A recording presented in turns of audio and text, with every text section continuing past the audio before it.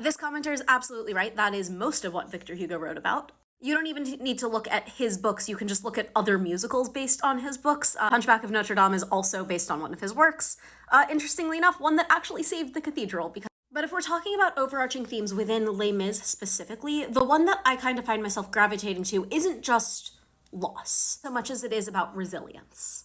And ultimately regrowth, especially in the face of a super, super crushing defeat. So like, you can make a case for Do You Hear the People Sing, but I think there's a much stronger case to be made for the strength that it takes to get back up again, as we see in Empty Chairs at Empty Tables, but also Bring Him Home, which is having faith when there's nothing left to have faith in.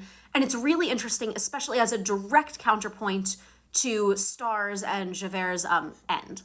And the reason I like Bring Him Home as sort of a central thesis for the show is because the point is the dichotomy of the assumptions that people make about us and the assumptions that we make about ourselves, as opposed to our ability or inability to exist beyond those assumptions. And that applies to almost every single character in the show.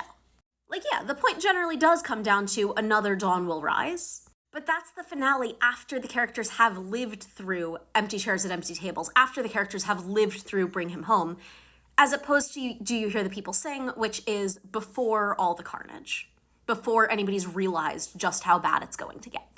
And yes, you guys are absolutely going to get a much longer form Broadway breakdown, 7 to 8 minute long video out of all of this.